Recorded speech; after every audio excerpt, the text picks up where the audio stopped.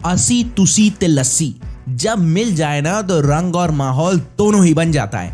कैसे हो दोस्तों, आज फिर आईपीएल की स्क्वाड और मिनी स्ट्रैटेजी 2023 की आखिरी टीम की वीडियो हम लेकर आ गए हैं आपके सामने। और जी हां, बातचीत का दायरा रखा जाएगा पंजाब किंग्स के ऊपर। Shikhar Dhawan, Mayank Agarwal, Liam Livingstone, Shahrukh Khan, Kagiso Rabada, Rahul Chahar, Jonny Bairstow, नाम सुन रहे हो। अब ऐसे दिग्गज जिस भी टीम में मौजूद हो तो टीम तो रॉक सॉलिड होगी ना, लेकिन रही नहीं सॉलिड। अपनी इनकंसिस्टेंसी के चलते पंजाब किंग्स आईपीएल से बाहर हो गई थी और मामला इनका खत्म हो गया था पहले ही। अब कुछ तो वजह होगी ना इसके लिए, तो फिर बात करते हैं उस पर। और हाँ, उससे पहले कल से इंडिया वर्सेस साउथ अफ्रीका पर वीडियोस का आगाज शुरू करेंगे। देखिएगा और बताइएगा, क्योंकि स्विंग का तो यही मानना है कि boundary dividers but cricket unites. चलिए जल्दी से 5 कारणों के ऊपर बात करते हैं कि कहां दिक्कत आ गई। पहला तो कप्तान पूरी ही भरपूर लय में नहीं दिखे। नए कप्तान थे, बहुत उम्मीद लगा रखी थी इनसे, लेकिन मामला उतना बन नहीं पाया। दूसरा कारण, कोई भी कहीं भी खेल रहा था और पूरी टीम में हड़बड़ी सी दिख रही थी। अरे कप्तान मयंक खुद लोअर मिडिल ऑर्डर में बैटिंग करने उतर गए तो भैया वो काम करिए जो आपके लिए बना हो, सब मत करने लग जाइए। तीसरा कारण, टीम ने शाहरुख खान पर बहुत इन्वेस्ट किया था कि ताबड़तोड़ है, विस्फोटक है, धुआंधार है और ना जाने क्या क्या है, तो मामला दगी हुई कारतूस हो गया। भाई साहब चल के ही नहीं दे पाए। चौथा कारण, हद से ज्यादा खराब स्ट्रैटेजी और हर ही डिपार्टमेंट में, तभी तो आखिरी मैच खेलने से पहले ही इनका सफर आईपीएल से खत्म हो गया था।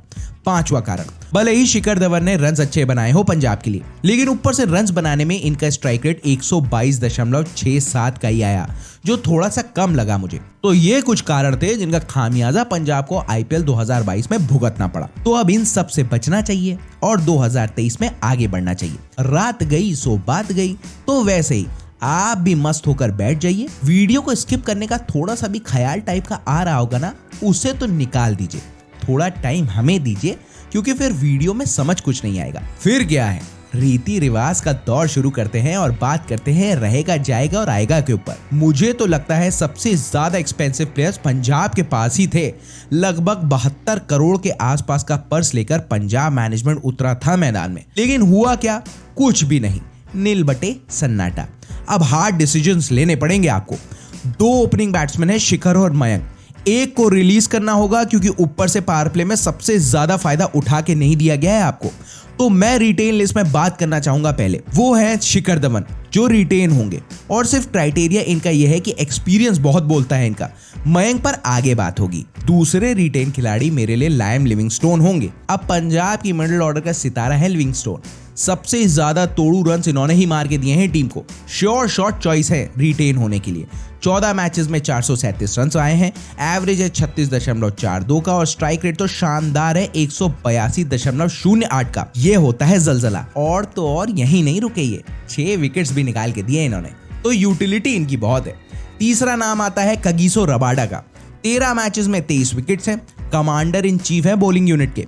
किसी भी ट्रैक पर विकेट निकालने का दम है भैया में। आईपीएल 2022 में 2 बार तो 4 विकेट हॉल है इनके नाम। तो फिर क्या, पहली फुर्सत में होंगे रिटेन। अब नाम आएगा राहुल चहर का।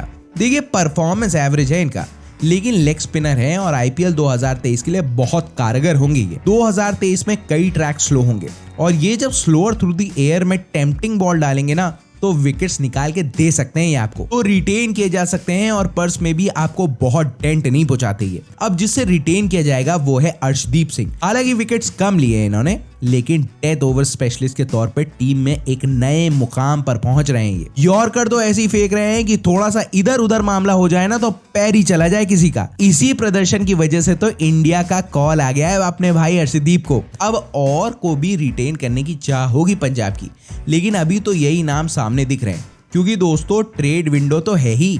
अब मेरा मानना है कि आप 5 प्रॉपर बैट्समैन, 4 प्रॉपर बॉलर और 2 ऑलराउंडर के साथ उतर सकते हो, जिनकी बॉलिंग प्रोडक्टिविटी भी ज्यादा अच्छी हो।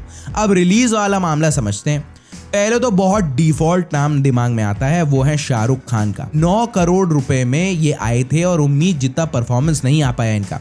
तो ये रिलीज होंगे। अब कप्तान मयंक अग्रवाल के लिए यह मामला है कि भाई को ट्रेड किया जा सकता है थोड़े लेसर अमाउंट पे, ताकि पर्स को मेंटेन करके प्रोडक्टिविटी बनी रहे और आपके पास कुछ हैंडी ऑप्शंस मौजूद हों, या फिर रिलीज कर सकते हैं ताकि नया स्लॉट ओपन हो। अब आप अपनी राय मुझे बताना। अब जो रिलीज होंगे वो है जॉनी बेयरस्टो। 6.75 करोड़ में ये ड्राफ्ट हुए, लेकिन यार इनको कभी ओपन कराया, कभी वन डाउन भेजा, तो कभी मिडिल ऑर्डर में ही शिफ्ट कर दिया। अरे भैया पंजाब मैनेजमेंट करना क्या चाहते हो? ये एक ओपनिंग बल्लेबाज है, बहुत है, वन डाउन भेज लीजिए आप इनको, लेकिन फिर उसी पर खिलाइए। मैंने बोला था ना स्ट्रैटेजिक ब्लंडर्स रहे इस टीम के, तो चांस आप दे सकते हैं या फिर रिलीज हो सकते हैं। अगर लेफ्ट राइट ओपनिंग का कॉम्बिनेशन आप लंबे समय तक रखते हो तो शिखर और बेयरस्टो बेस्ट चॉइस रहेगी। आज रिटेन और रिलीज पर ऐसे ही बातचीत रहेगी, लेकिन पहली फुर्सत में रिलीज किया जाएगा ओडियन स्मिथ को। अब सच पूछिए तो इनकी प्रोडक्टिविटी है नहीं टीम में।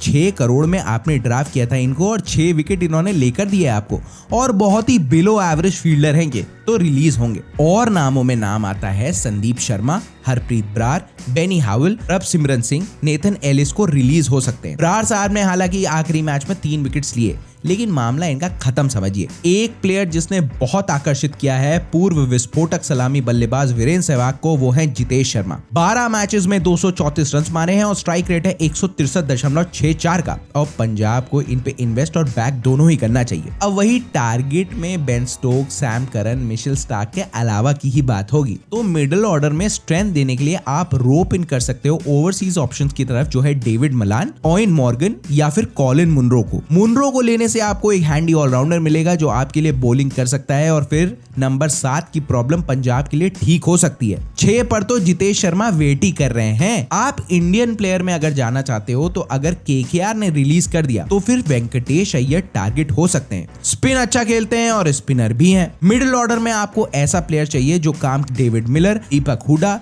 तिलक वर्मा जैसे प्लेयर्स अपनी फ्रेंचाइज के लिए कर रहे हैं। यहाँ पर आप कमेंट बॉक्स पर बताना कि किसे आना चाहिए, क्योंकि पंजाब फॉरेन स्लॉट को यहाँ बचाना चाहेगी।